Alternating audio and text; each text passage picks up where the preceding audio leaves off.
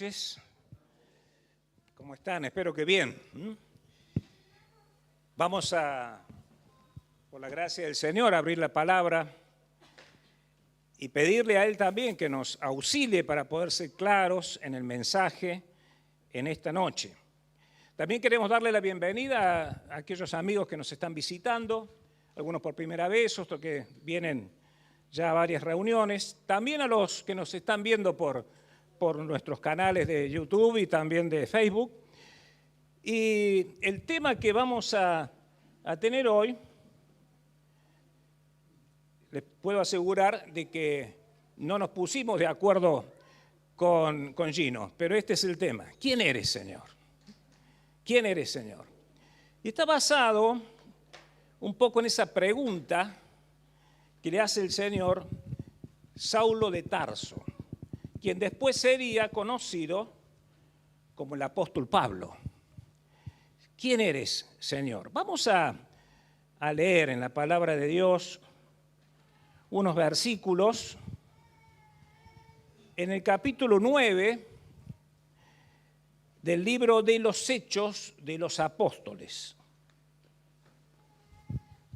Dice Saulo, versículo 1, fíjense qué interesante cómo describe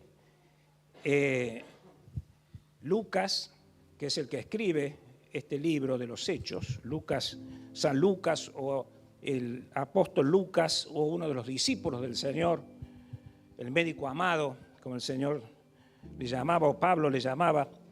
Dice, Saulo, respirando aún amenazas y muerte, respirando, como resoplando, amenazas y muerte. ¿Contra quién? Contra los discípulos del Señor. Vino al sumo sacerdote y le pidió cartas para las sinagogas de Damasco, en Siria, a fin de que se hallase, fíjense qué interesante esto, a fin de que se hallase algún hombre o mujer de este camino con mayúscula, algún hombre o mujer que creyera en el Señor Jesucristo como Salvador, los trajese presos a Jerusalén. Mas yendo por el camino, aconteció que al llegar cerca de Damasco, repentinamente le rodeó un resplandor de luz del cielo. Y cayendo en tierra, oyó una voz que le decía, Saulo, Saulo, ¿por qué me persigues? Y él dijo, ¿quién eres, Señor? ¿Quién eres, Señor?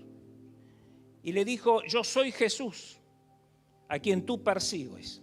Dura cosa te es dar coces contra el aguijón. Esto es una frase que era utilizada en aquel tiempo, que sería más o menos como diciendo, por más que insistas, te estás equivocando, por más que des coces contra el aguijón, porque era la idea que tenían o lo que hacían aquellos labradores que labraban la tierra, iban arando, y para que el buey fuera más rápido y se moviera, entonces tenían una caña larga con un aguijón y lo hincaban.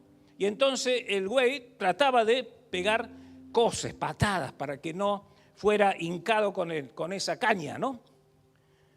Pero esto era inútil. Y esa era la idea. Por eso ya les he dicho, dura cosa te dar coces contra el aguijón. Y entonces el Señor le dice, deja ya de renegar, deja ya de negarme. Y dice el versículo 6, y él temblando y temeroso, dijo al Señor, Señor, ¿qué quieres que yo haga? Y el Señor le dijo, levántate y entra en la ciudad y te diré lo que debes hacer. Es importante que hagamos un pequeño paréntesis antes de entrar en nuestro tema, porque este Saulo, del cual nos está escribiendo Lucas, no era cualquiera. Saulo era alguien que se había esmerado en su vida por ser un religioso que pudiese aprender de la mejor forma toda la Escritura y pudiese aprender la Torá y estudiar los libros, y estudiar los profetas, de forma tal que se formó nada más y nada menos que a los pies de Gamaliel, que era el teólogo más importante de la época. Y tenía una firme convicción de lo que él estaba creyendo, era realidad y era verdad, y con eso tenía que seguir adelante. Pero, un día se encontró con un joven, un diácono de la iglesia de Jerusalén que se llamaba Esteban, que dio testimonio del Señor Jesús.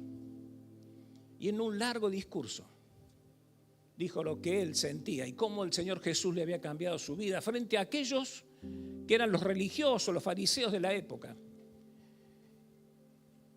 y que no aceptaban a Jesús como el Hijo de Dios. Pero este joven, lleno del Espíritu Santo, como dice la palabra, y lleno de poder y lleno de valor, se para delante de todos y da su testimonio. ¿Cómo termina la historia? Esteban, que así se llamaba el joven, termina apedreado, porque aquellos que le escuchan, los fariseos, los escribas, lo condenan a muerte porque según ellos habían blasfemado el nombre del Señor. Pero hay algo en Saulo que está ahí, escuchando todo y viendo todo, que lo impacta. Hay algunas frases de Esteban que lo impactan, y hay una que dice: veo los cielos abiertos y al Hijo del Hombre a la diestra de Dios. Y cuando ya está cayendo y caído y derramado por las piedras, dice: Señor, no le tomes en cuenta este pecado. Esto seguramente, de alguna forma, impactó en la vida de Saulo. Y Saulo, viendo que esto se hacía cada vez más grande y el mensaje del Señor se iba propagando a través del tiempo, con su influencia, dado que era una persona conocida en Jerusalén, va a buscar al sacerdote y a los escribas del lugar y a los fariseos, y consigue cartas para ir a Damasco y tratar de apresar a aquellos que creían en el Señor. Pero en ese camino aparece una luz resplandeciente y una voz que dice: Saulo, Saulo, ¿por qué me persigues? Y Saulo cae en tierra. Algunos dicen que venía a caballo, no sabemos porque no nos dice la Escritura, pero muy probable que venía con una comitiva para llevar adelante la tarea. Pero el corazón de Saulo se dio cuenta que el que le hablaba era Jesús. ¿Quién eres, Señor? Dice, pero él sabía que era el Señor Jesús. Y es maravilloso porque Jesús se manifiesta y le dice: yo soy Jesús a quien tú persigues. Yo no sé cómo los que hemos venido a esta reunión en esta noche, ¿cómo estamos hoy frente al Señor Jesús? Muchos de nosotros somos creyentes de muchos años. Y hemos venido esta tarde a reconocer al Señor Jesús. Y como veíamos, vinimos a presentar nuestra adoración al Hijo de Dios.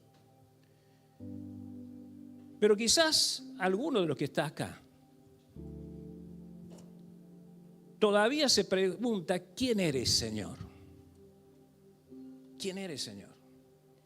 ¿Quién es Jesús para vos? ¿Quién es Jesús para vos? Mira,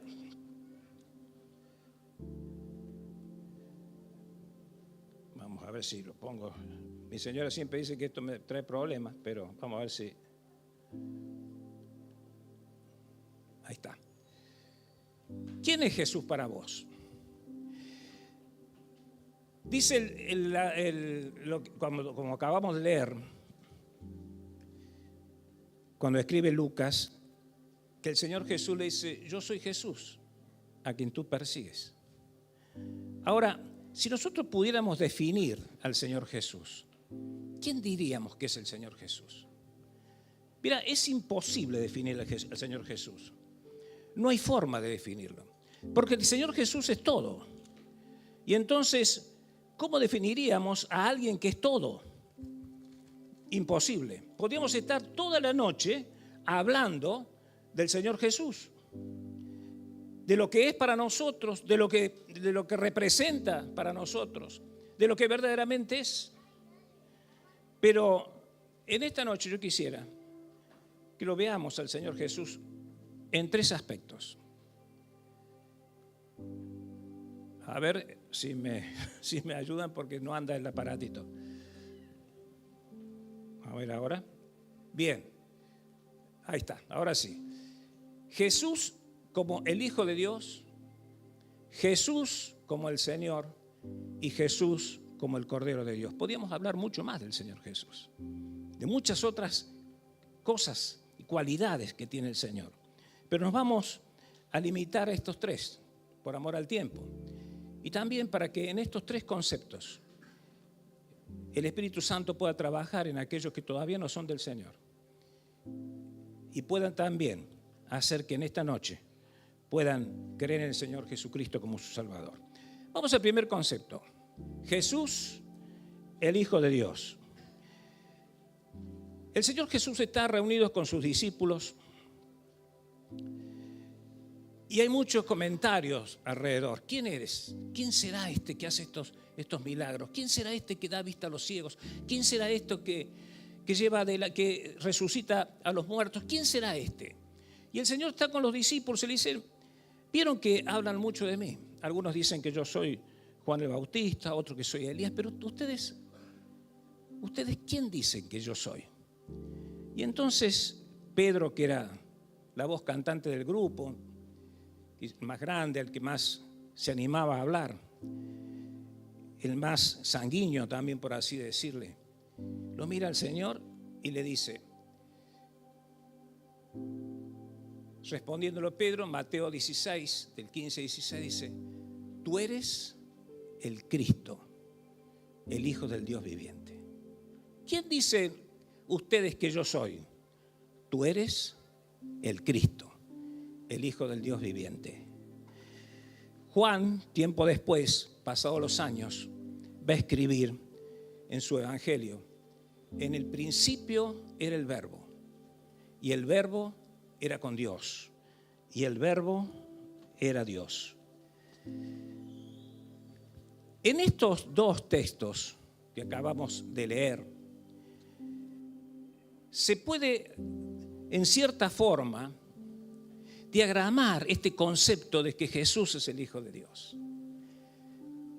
Dice Pedro, tú eres el Cristo, el elegido, el ungido, aquel que Dios preparó, el Padre, para venir a este mundo, hacerse hombre, como veíamos también esta tarde en la reunión de la cena, y hacer que sea cumplida tu voluntad en Jesús, para salvación de todos los hombres. Pero también dice Juan, en el principio de todas las cosas, era el Verbo, el Señor Jesús. Y el Verbo era Dios, y el Verbo estaba con Dios. En el principio era el Verbo, y el Verbo era Dios. En el principio el verbo, la palabra, el pensamiento. Nosotros podemos traducir verbo como logos, como palabra, como pensamiento. En el principio, el pensamiento de Dios se manifestaba en Cristo. Y veíamos noches atrás, cuando hablaba Edgardo, y decía que Dios siempre habló al hombre. Dios siempre habló al hombre. Y por más que el hombre cayó en pecado y por más que el hombre le desobedeció a Dios, Dios siempre le habló. Le habló antes del pecado, le habló después del pecado y le siguió hablando. Y habló a Dios con Noé para que Noé pudiera fabricar el arca, para que las personas se pudieran salvar del diluvio. Sin embargo, los hombres no le escucharon. Y habló con Abraham y habló con los patriarcas.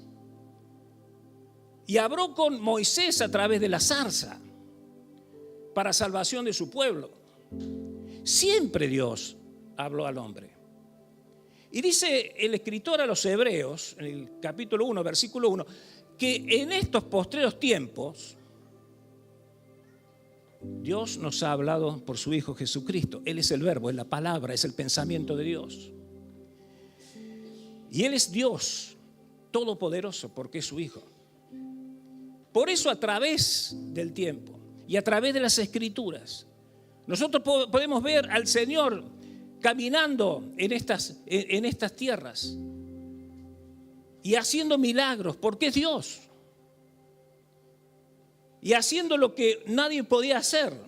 Y ahí lo vemos al Señor frente a la multitud, 5,000 personas, y Él le da de comer con 5 panes y 2 peces, proveyendo. Hemos cantado que Él proveerá. Jesús, Jireh, el que provee.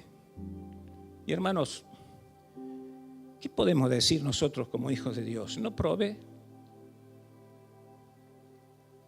¿Acaso no nos provee?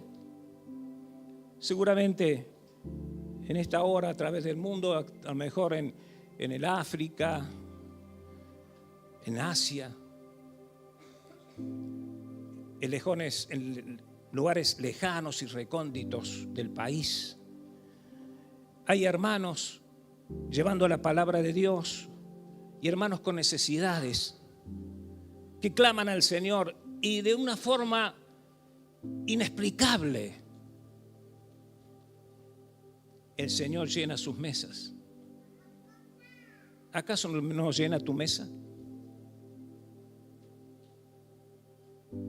El Señor le decía a sus discípulos: no se preocupen, no se afanen, no se vuelvan locos por lo que van a comer o lo que van a vestir, porque vuestro Padre, Él es el Hijo de Dios, vuestro Padre Celestial sabe de qué cosa tenéis necesidad. Qué maravilloso tener un Dios proveedor. Y qué maravilloso saber que el Señor Jesús es nuestro proveedor. Pero no es solamente nuestro proveedor, sino que es también aquel que nos abraza frente a la dificultad. Allí están los discípulos, en medio de la tormenta. Y parece que la barca se va a hundir y parece que se van a morir todos ahogados. Y entonces el Señor está durmiendo y lo van a despertar y el Señor hace calmar la tempestad y todo es una calma inexplicable. ¿Y qué dicen los discípulos? ¿Quién es este? Que aún el viento y el mar le obedecen. Es el Hijo de Dios. Es el Hijo de Dios. ¿Has pensado que ese Jesús que todavía no alcanzás a entender del todo es el Hijo de Dios? Seguramente en tu mente y en tu corazón hay cosas que te parece que son inalcanzables y que no podés responderte a preguntas, y has venido a la reunión a ver si hay algo que te puede satisfacer a tus inquietudes espirituales, porque has venido a una reunión espiritual. No has venido a cualquier reunión. Y el Señor te dice que es el Hijo de Dios. Y a Él te queremos presentar. Al Hijo de Dios. Ese Hijo de Dios que fue entregado en la cruz del Calvario por vos, por mí. Y fue el regalo de Dios a la humanidad. El Hijo de Dios. Por eso Juan, lo leíamos también esta tarde, escribe y dice: porque de tal manera amó Dios al mundo que ha dado a su Hijo unigénito, para que todo aquel que en Él cree no se pierda, mas tenga vida eterna. Y esta es la pregunta: ¿vos crees en el Señor Jesús como tu Salvador? Él es el regalo de Dios porque es el Hijo de Dios que vino a este mundo como un regalo maravilloso, precioso. Pero no solamente vino a salvarnos, sino que vino a cambiar nuestra vida, cambiarla para siempre, darnos un rumbo nuevo. Acá veíamos también esta tarde 2 jóvenes que cambiaron su vida, que estaban apresados por la droga y apresados por las adicciones, y cambiaron su vida porque el Señor Jesús cambió sus vidas. Porque Él tiene poder para hacerlo. Yo no sé cómo te encuentras, pero el Hijo de Dios tiene poder. Pero tiene poder también para darnos una esperanza maravillosa. Dice que la última noche, allí en el aposento alto estaba el Señor Jesús con sus discípulos. Y le cuenta, miren, yo me voy de acá. Ha llegado la hora en que el Hijo del Hombre ha de ser sacrificado. Y ellos están tristes y están atormentados por estas palabras del Señor, pero le dice, no se turbe vuestro corazón. Ustedes creen en Dios, crean también en mí. En la casa de mi Padre muchas moradas hay. Voy pues a preparar lugar para ustedes, para que donde yo esté, ustedes también estén. Esta es la esperanza. ¿Qué esperanza tenés para tu futuro? ¿Qué esperanza tenés para el más allá? ¿Te venís al cielo con nosotros? A la casa del Padre del Señor Jesús, a la casa de Dios. Pero no solamente podemos decir que es el Hijo de Dios, sin dejar de decir esto, decimos que Jesús es el Señor. Jesús es el Señor. Miren, el Señor Jesús le dice, ustedes dicen que yo soy el Maestro y el Señor. Y dicen bien, porque es verdad. Él es nuestro Señor. ¿Quién eres, Señor?, dijo Saulo. ¿Quién eres? Y después, terminando de entender por el Espíritu Santo lo que el Señor era, Saulo dice, Señor, ¿qué quieres que yo haga? Él es el Señor. Miren lo que dice el apóstol Pablo cuando escribe hablando de estas cosas. Dice, Dios sometió todas las cosas al dominio de Cristo y lo dio como cabeza de todo a la iglesia. Este es su cuerpo, es la plenitud de aquel que lo llena todo por completo.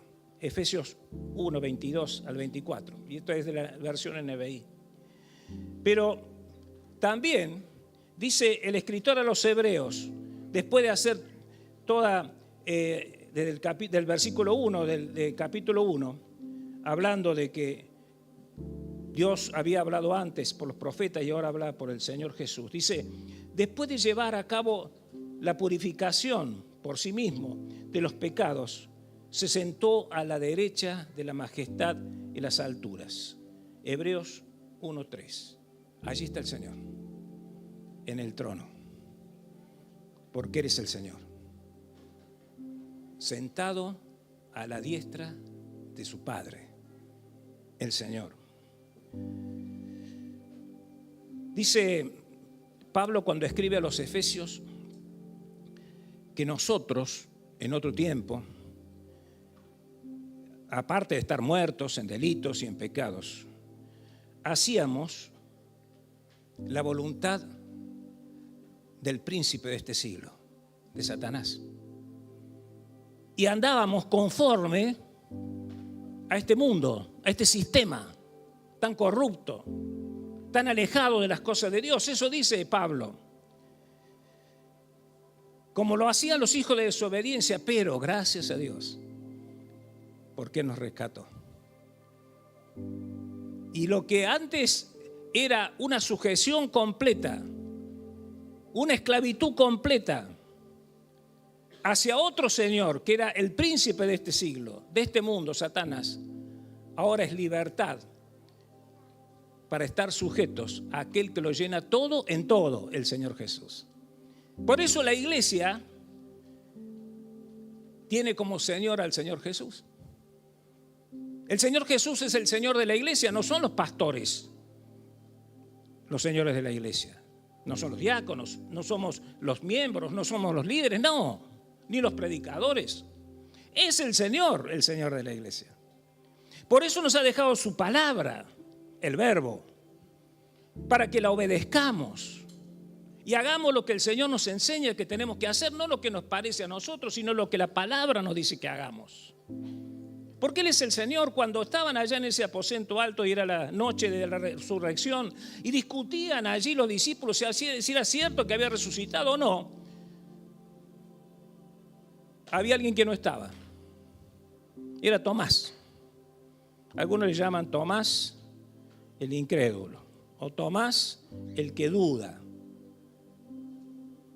Pero pasó una semana y el Señor se presentó de vuelta. Y Tomás había dicho, si yo no veo las marcas en sus pies, en su costado, en sus manos, no voy a creer. Pero acá viene el Señor y se presenta y ahí está Tomás.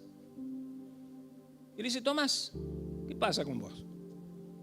¿Querés que te muestre mis marcas? Y Tomás dice, ay, Dios mío y Señor mío.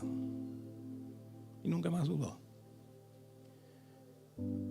Jesús es el Señor. Él es soberano. ¿Quién es tu Señor? ¿Quién es tu Señor? ¿Quién es tu Señor? Para algunos el Señor es el dinero. Veíamos los martes cuando estudiábamos sobre los ídolos. Para algunos el dinero es el Señor. Y hacen todo por dinero. Viven por el dinero. Para algunos el Señor es la familia. Para algunos el Señor son los hijos. Para algunos el Señor es la esposa o el esposo. Para algunos el Señor son las drogas, los vicios, la pornografía. ¿Quién te ata? Ha llegado el tiempo que te tenés que desatar. Pero no lo vas a poder hacer solo. Necesitas del Señor Jesús que te desate. Pues sabes que el Señor Jesús pagó el rescate. Él pagó el rescate por muchos, como dice el profeta. Y pagar el rescate es la redención. Y Dios muestra su amor para con nosotros, en que siendo aún pecadores, Cristo murió por nosotros. Y se entregó a sí mismo por nosotros. Y pagó con su sangre el precio de nuestro rescate, eso es redención. Él es el Señor. Para que vos puedas ser liberado de las cadenas del pecado que te asedian en este momento. Y puedas abrir tu corazón al Señor Jesús. Y puedas empezar a caminar en libertad solamente guiado por el Señor.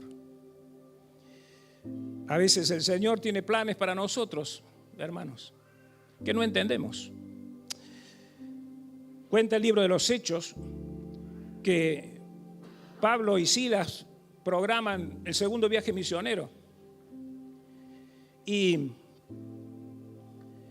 van a recorrer los lugares que ya habían estado en el primer viaje misionero y visitar otros lugares un poquito más o menos cerca de ahí, en la Galacia, en lo que sería Turquía ahora. Y dice la palabra que ellos prepararon todo y se fueron. Y fueron recogiendo algunos colaboradores también en ese viaje. Pero es interesante porque tenían programado ir a Bitinia, ir a los lugares más altos, y el Señor se lo impidió. Se lo impidió. Y entonces no sabían qué hacer, hasta que el Señor les muestra dónde tenían que ir. Tenían que cruzar a Europa. Aparece la visión del varón macedonio. Nosotros más o menos conocemos la historia, Hechos capítulo 15, 16. Y pasan a ese lugar y la primera ciudad que conocen, que van, que llegan, teniendo que cambiar los planes, quizás sin los recursos suficientes, pero guiados por el Señor, porque es el Señor.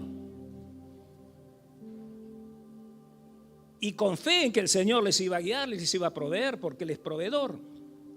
Llegan a Filipo, la primera ciudad. Y allí en Filipo no tienen dónde predicar el evangelio, no hay sinagoga, no hay qué hacer, entonces se van a la orilla del río.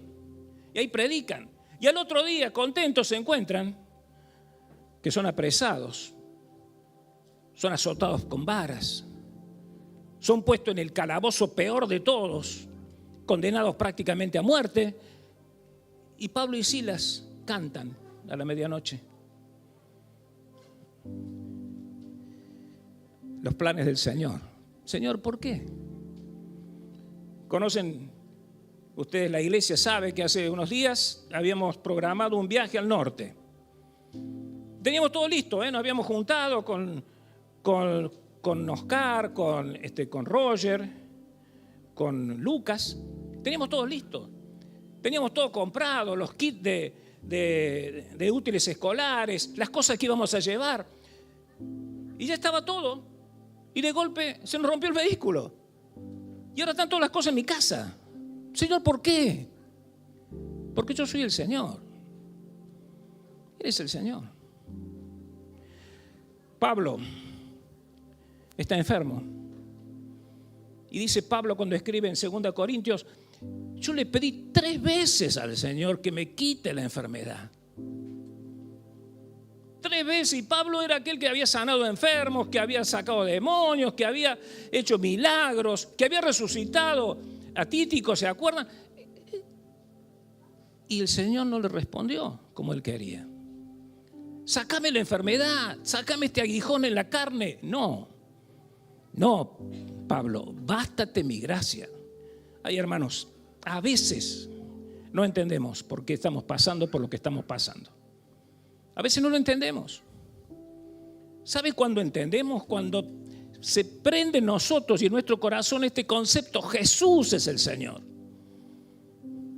Él es el Señor. ¿Por qué, Señor, me pasa esto si yo te sirvo? Porque Él es el Señor. Y Él sabe que en nuestra debilidad Él se hace poderoso. Todo lo puedo en Cristo que me fortalece, decía Pablo.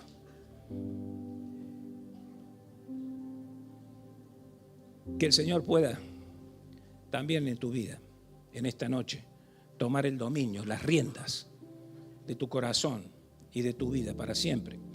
Pero seguimos, porque está sonando la musiquita y se me cerró ya el reloj. Jesús, el Cordero de Dios. Allí está Juan Bautista, en el río Jordán, bautizando por arrepentimiento, y aparecen una multitud, pero de golpe Juan para todo y señala y dice: he aquí el Cordero de Dios que quita el pecado del mundo. He aquí, ahí aparece el Señor Jesucristo y dice: he aquí el Cordero de Dios que quita el pecado del mundo. Los judíos estaban prisioneros, esclavos en Egipto. Y han pasado 9 plagas para demostrarle a Faraón el poder de Dios y que tenía que sacarlos a la libertad. Pero el Faraón se niega y no se doblega al poder de Dios. Y entonces Dios habla a Moisés, le dice: esto vas a hacer con el pueblo. Y van a buscar cada casa un cordero sin defecto y lo van a sacrificar. Y con su sangre van a pintar los marcos y los dinteles de cada puerta. ¿Saben por qué? Porque yo voy a pasar en juicio. Y la casa que no tenga marcada sus dinteles y sus marcos con la sangre del cordero, en esa casa va a haber muerte y desolación. Y los judíos lo hicieron así. Esa fue la primera Pascua. Así lo hicieron. Pero los egipcios no lo hicieron. Y cada primogénito de la casa donde no estaban los marcos y las puertas marcadas con la sangre del cordero,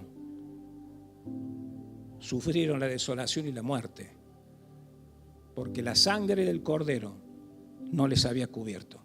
Pero en la casa de los judíos, del pueblo de Dios, la sangre del cordero había cubierto sus casas y había alegría y hubo liberación y salieron por el desierto hasta la tierra prometida.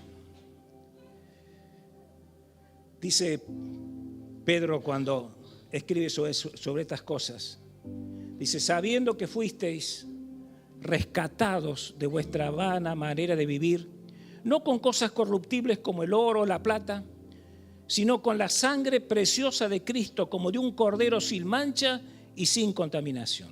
1 Pedro 1, 18 y 19. El Señor Jesús pagó nuestras culpas en la cruz del Calvario. Él ha pagado tus culpas. ¿Sabes qué tenés que hacer?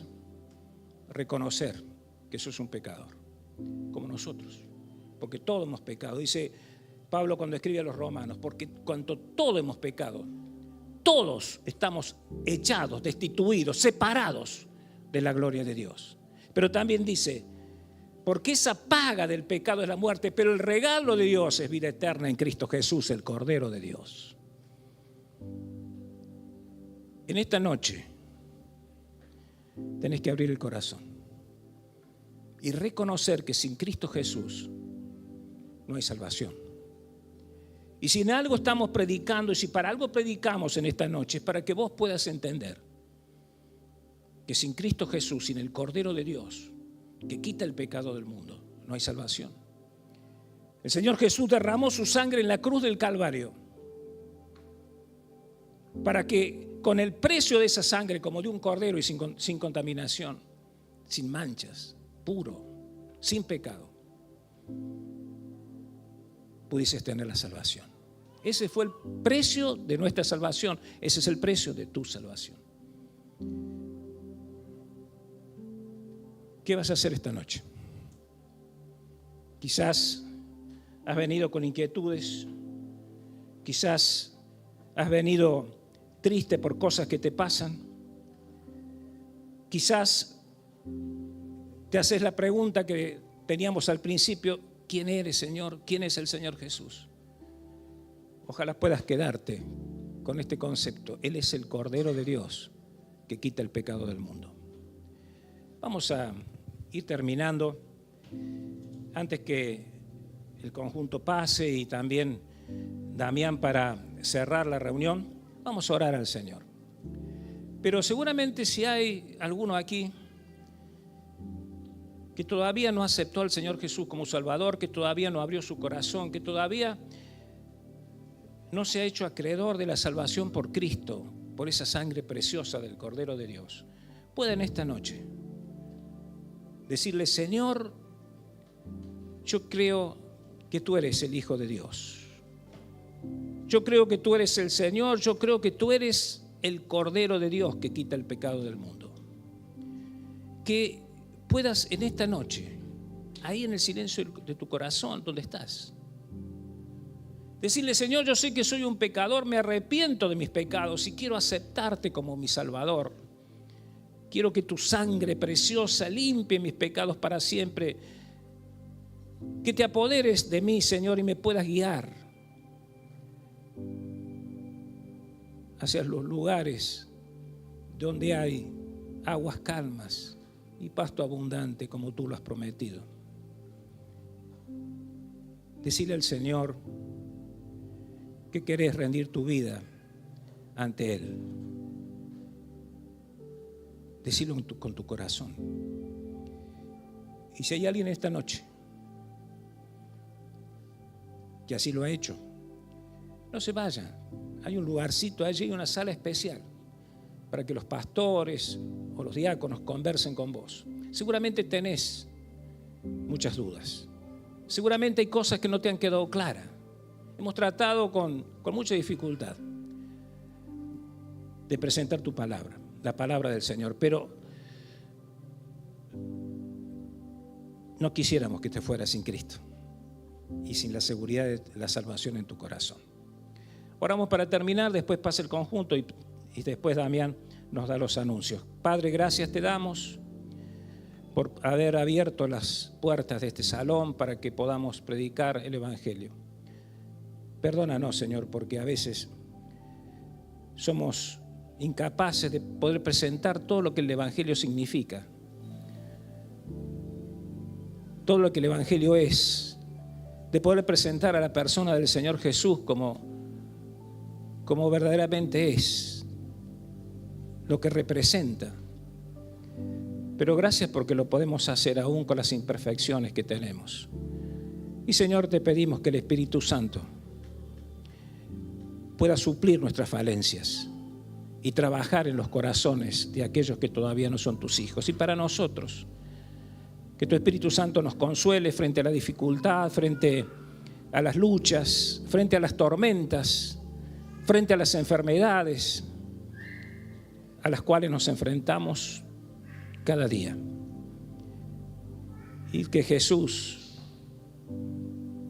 que llena nuestros corazones, pueda tomarnos de su mano para caminar esta semana que hoy comenzamos.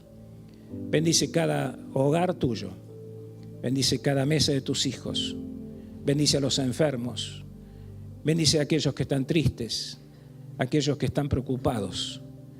Y la paz que sobrepasa todo entendimiento, que es la paz que tú nos das, sea sobre cada uno de nosotros. A retirarnos a casa, que tu paz y tu bendición nos acompañe. En el nombre del Señor Jesús. Amén. Muchas gracias. Entonces, también con